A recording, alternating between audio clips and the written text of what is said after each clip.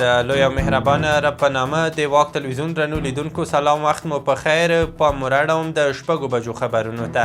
په پیل کې هم د مهمو خبرونو سرټکي. افغانستان سره د مرسته کوونکو له لوري د $1 میلیارډ مرسته.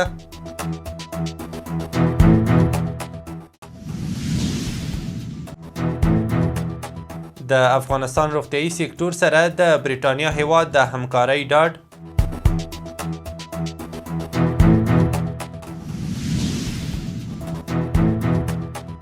د هیواد په 14 ولایتونو کې د ګوزن ضد واکسینو د کمپاین پیلېدل.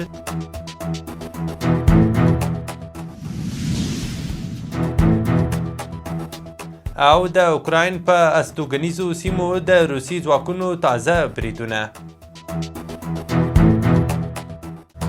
اوس هم بشپړ خبرونه. زه ذبیح الله وصال یم. د افغانستان د بشرپاله مرستو صندوق چیف ویلي چې مرسته کوونکو هیوادونو له دغه صندوق سره $1 میلیارډ مرسته کړې ده. چیف په یوه خپاره کړې خبرپاڼه کې ویلي چې افغانستان د تیرو 10 کلونو په ترڅ کې له پراخه او دوامدارو بشري اغیزو سره د یو لړ تحولات او ننګونو شاهد دی. د خبرپاڼې پر بنسټ افغانانو په دې موده کې د جګړو، سیاسي بېثباتۍ، وچکالۍ، طبعي پیښو، د خوړو د نه خوندیتوب او کډوالۍ له کبله سوکالي نه ده ترلاسه کړې. په خبرپاڼه کې راغلي چې په هیواد کې بشري مرستو ته د اړمنو کسانو شمیر ډیر شوی او دا مهال تر 23 میلیونه ډیرو کسانو ته رسیدلی دي. دغه صندوق له نړیوالې ټولنې غوښتي چې د افغانستان له خلکو سره مرستو ته دوام ورکړي. نن دوشنبه د لړمو ومه ایران ایر ټور هوایي شرکت په لومړي ځل افغانستان ته خپلې الوتنې پیل کړې او ټاکل شوي چې په اونۍ کې 2 الوتنې ترسره کړي. دغه هوایي شرکت به د دوشنبې په ورځو کې کابل، تهران او د پنجشنبې په ورځو کې کابل، مشهد ته تګ راتګ کوي. بریټانیا د افغانستان له روغتیايي سکتور سره د بشري همکاریو ډاډ ورکړی دی. د عامې روغتیا وزارت سرپرست نورجلال جلالي د افغانستان لپاره د بریټانیا سفارت له چارسمبالي رابرټ ډیکسن سره کتلي دي. په دغه کتنه کې ښاغلي جلالي په لرې پرتو سیمو کې د روغتیايي مرکزونو جوړېدو، د سرطان ناروغیو او روغتو د درملنې برخه کې د اسانتیاو رامنځته کېدو او د روغتیا په برخه کې د نړیوالو مرستو د راجلبولو خبره کړې ده. اخوا رابرټ ډیکسن هم په دغه کتنه کې په روغتیايي برخه کې د بشري همکارۍ ډاډ ورکړی دی. بلخوا د عامې روغتیا وزارت ویاند شرافت زمان امرخیل وایي نن دوشنبه د هیواد په 14 ولایتونو کې د ګوزن ضد واکسینو 3 ورځنی کمپاین پیل شو چې پر څه باندې 6 میلیونه ماشومانو به تطبیق شي. پوهنې وزارت وایي چې د پکتیا ولایت په سید کرم ولسوالۍ کې د 2 میلیونه او 500 زره افغانیو په لګښت د بوکر په نوم د یوه لومړني ښوونځي لپاره نوې ودانۍ جوړه او ګټې اخیستنې ته وسپارل شوه. دغه وزارت ویلي چې دغه ودانۍ د یوه خیریه بنسټ په مالی لګښت جوړه شوې ده.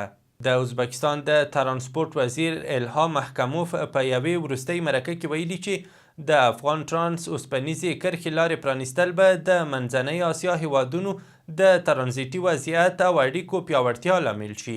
نوموړي زیاته کړي چې د افغانستان د بندرونو له لارې پاکستان ته لاسرسی د ازبکستان لپاره تر ټولو لنډه لاره ده.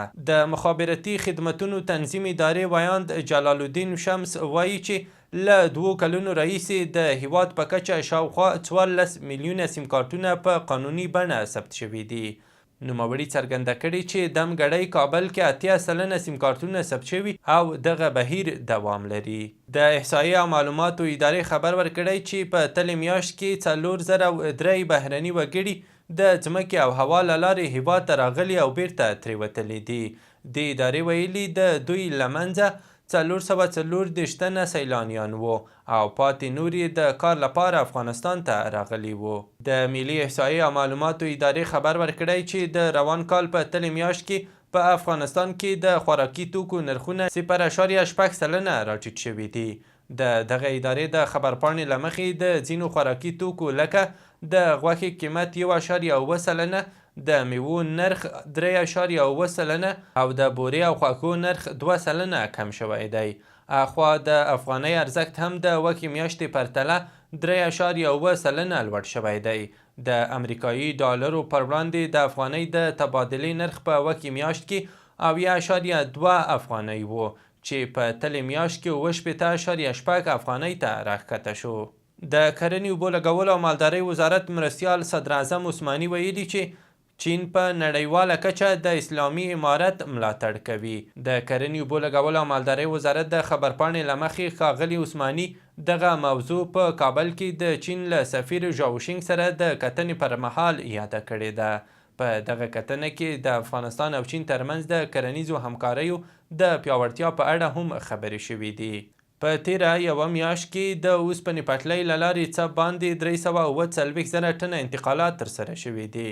ټولګټو چارو وزارت ویلي چې تیره میاشت د حیرتان، اقینې او تورغونډۍ اوسپنې پټلیو له لارې 340,563 میټریک ټنه توکي لیږدول شوي. په یادو توکو کې 1,123 ټنه توکي صادر شوي. دغه وزارت وایي دوی د هرې ورځې په تیریدو د خپلو چارو د لا پراختیا او ښه والي لپاره هڅه کوي او موخه یې دا ده چې د هیواد سوداګرو ته ټول اړین امکانات برابر کړي او معیاري چوپړتیاوې وړاندې کړي.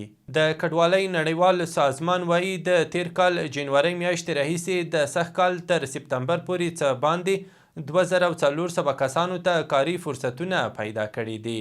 دغه سازمان ویلي د پانګونې، تجهیزاتو او روزنې په برخو کې د کوچنیو او منځنیو کچو له متشبثینو ملاتړ کوي څو ځوانانو، بیرته راستنیدونکو او ښځو ته د کار زمینه برابره شي. له هیواده بهر د پاکستاني رسنیو د راپورونو له مخې د خیبر پختونخوا په کوهستان سیمه کې یو بس کندې ته ولوېدلی دی چې له کبله یې 2 تنه مړه شوي او 16 نور ژوبل دي. راپورونه زیاتوي چې مړو شویو کې موټر چلوونکی او یو مسافر شامل دي. د اسوسییټډ پریس خبري اژانس د سپوږمکۍ له لوري د اخیستل شویو انځورونو په ارزولو سره راپور ورکړی چې اسرائیل د تهران شاوخوا د بارچینه او خجیر په 2 پوځي اډو برید کړی او زیان یې ورړولی دی. د ایران پوځ تر اوسه په رسمي ډول د اسرائیل د برید له امله د خجیر یا پارچین اډو ته د زیان نوښتو پخلی نه دی کړی. رویټرز خبري اژانس راپور ورکړی چې روسیې د شپې ناوخته د اوکراین په خارکیف کې په استوګنیزو سیمو بریدونه کړي چې څو تنه پکې ټپیان دي. د راپورونو پر بنسټ تر دغه برید وروسته 2 تنه روغتون ته لیږدول شوي او د یو شمېر نورو یې چې شمېر یې تر اوسه څرګند نه دی د ټپي کېدو خبر هم ورکړل شوی دی. تر اوسه اوکرایني او روسي چارواکو د دغو لارښود شویو تازه بریدونو په اړه څه نه دي ویلي. د ځوانانو اسیا جام سیالیو په لړ کې د افغانستان الف کرکټ ملي لوبډلې ټول لوبغاړي ښه وځلېدل او د لومړي ځل لپاره یې د دې سیالیو اتلولي هم خپله کړه. په دې سیالیو کې د هند او پاکستان کرکټ الف لوبډلې چې ډېر پیاوړي لوبغاړي هم پکې شامل وو د افغان ابدالیانو په څېر ونه شوی لوبېدای. پاکستان په لومړۍ نیمه پایلوبه کې د سریلانکا او هند په دویمه نیمه پایلوبه کې د افغانستان لخوا بهر شو.